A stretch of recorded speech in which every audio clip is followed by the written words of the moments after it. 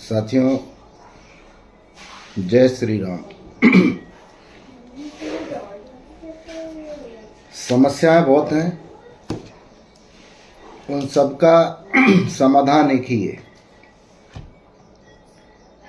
हम संगठन का साथ दें, संगठन को मजबूत करें। उसी स्थिति में हम सबका भला हो सकता है। लोग अपनी अपनी समस्याओं का समाधान चाहते हैं, लेकिन बड़ा दुर्भाग्य है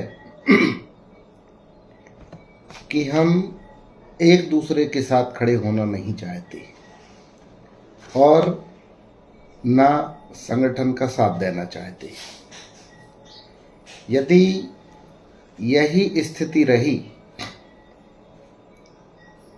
तो मैं समझता हूं न केवल 2-5 साल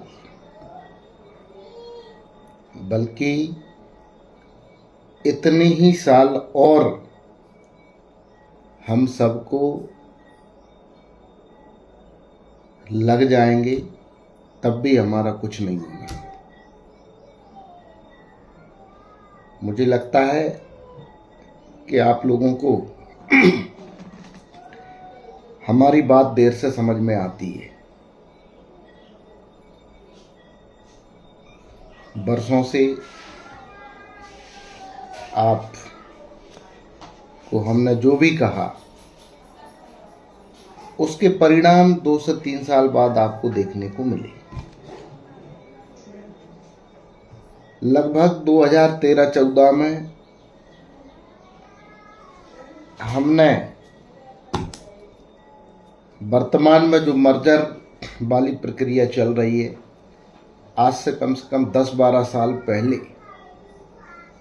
इस मुद्दे को उठाया था कि सरकार आगामी 10 सालों में 1,10,000 स्कूलों को मर्ज करेगी। लेकिन चूंकि हमारी सोच सीमित है, हम सिर्फ अपनी समस्याओं का समाधान चाहते हैं। जो मूल समस्या है, जो मूल जड़ है, उसकी कोई बात नहीं करना चाहता। जब स्कूल ही नहीं रहेंगे तो हमारी आवश्यकता क्यों होगी।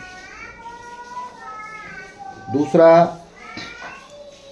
अभी अधिकांश लोगों की समस्याओं का समाधान हो गया है। सिर्फ हमारे कुछ फॉलन आउट साथी बचे हैं, कुछ लैब वाले साथी बचे हैं, कुछ पीटीआई के साथी भी हैं, रिजर्व पद के भी कुछ प्रकरण मेरे संज्ञान में आए हैं। आप सबकी समस्याओं का भी हम अपने स्तर से समाधान करवाने का प्रयास कर रहे हैं। कुछ आज जैसे ही कल एक सूचना आप लोगों ने देखी होगी ईएसवी के माध्यम से, प्राथमिक माध्यमिक परीक्षा में शामिल होने के लिए। जैसे ही आपने सूचना देखी तो लगातार सोशल मीडिया के माध्यम से इस बात को उठाया जा रहा है कि हमें भी विभागीय परीक्षा में शामिल किया जाए। इस प्रस्ताव को लगभग 2 महीने पहले संगठन की तरफ से हम शासन प्रशासन को दे चुके हैं। 8-15 दिन पहले भी इस प्रकरण को फिर से हमने दिया है और 16 तारीख को हमने ज्ञापन का जो आह्वान किया था उसमें भी इस मुद्दे को रखा है। आप उस ज्ञापन को पढ़ें, उसमें लगभग वो सारी समस्याएं हैं जिनका समाधान आवश्यक है। सिर्फ अप्रशिक्षित अतिथि शिक्षकों का सरकार की तरफ से प्रशिक्षित करने के लिए उसमें शामिल नहीं है, चूंकि उनका भी पहले हम आवेदन दे चुके हैं। साथियों, हम बार बार आग्रह कर रहे हैं, बार बार निवेदन कर रहे हैं, यदि आपको जीतना है संगठन का साथ दें। जिन जिलों में ज्ञापन नहीं दिया गया, आने वाले शनिवार और रविवार में आप अपने अपने स्तर से ज्ञापन को दें। आगामी रणनीति के तहत हमें पूरे प्रदेश में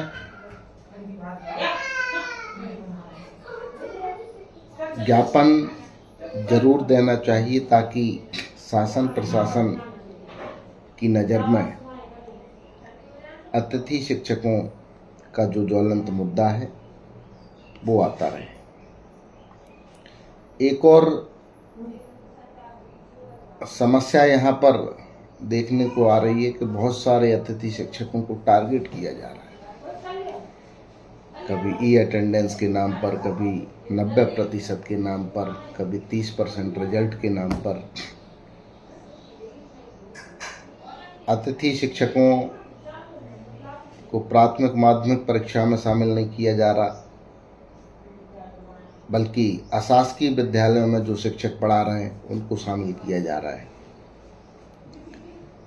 अतिथि शिक्षक विगत 18 सालों से शासकीय विद्यालयों में अध्यापन करवा रहे हैं, उनके अनुभव को भोज से डीएड बीएड करने के लिए मान्य नहीं किया जाता, जबकि जो प्राइवेट स्कूलों से फर्जी प्रमाण पत्र बनवा कर लगा देते हैं उनके सर्टिफिकेट को मान्य कर किया जाता है। बड़ा दुर्भाग्य है। और आप चाहते हैं कि हम मजबूती से आपकी लड़ाई को लड़ें, हम दमदारी से आपकी लड़ाई को लड़ें। आपको हमारा साथ देना होगा। आप साथ देंगे तो निश्चित रूप से हम जीतेंगे। बहुत सारे साथी सीएल का इंतज़ार कर रहे हैं, वेतन वृद्धि का इंतज़ार कर रहे हैं। ये सिर्फ आपकी आवाज़ को दबाने के लिए है। बरसों की सेवा के बाद आपको बाहर करके अवकाश की पात्रता दे दें, मानदेय में वृद्धि कर दें, उससे आपको क्या फ़ायदा है?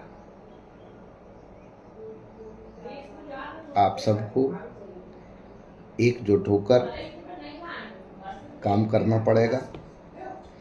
यहाँ मैं किसी संगठन की बात नहीं कर रहा, मैं अतिथि शिक्षकों के हित की बात कर रहा हूँ। कार्यक्रम किसी का भी हो, अतिथि हित में यदि कोई संगठन आह्वान करता है तो हम सबको साथ देना चाहिए। और यदि हम नहीं देते तो दुनिया में हमसे ज़्यादा मूर्ख कोई नहीं है, क्योंकि हम अपने अधिकारों के लिए, अपने हक के लिए नहीं लड़ पा रहे हैं। और भी बहुत सारी चीज़ें हैं, चूँकि मुझे भी स्कूल जाना है।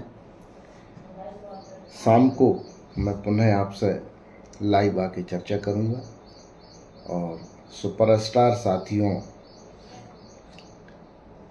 के लिए मैंने कुछ नाम नंबर मांगे थे। बहुत सारे लोगों के नाम नंबर आए हैं।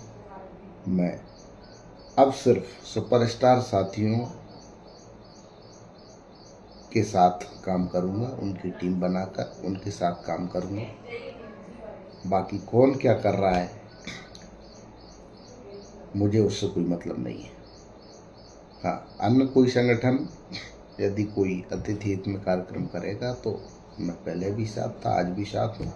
लेकिन जिनको लगता है कि हम आपकी लड़ाई को ईमानदारी से लड़ सकते हैं, पीडी खैरवार जी आपकी लड़ाई को ईमानदारी से लड़ सकते हैं, रविकांत गुप्ता जी आपकी लड़ाई को ईमानदारी से लड़ सकते हैं, तो आप हमारा साथ दें, संगठन का साथ दें, और आपका साथ ही हमारा भविष्य सुरक्षित करवाएगा।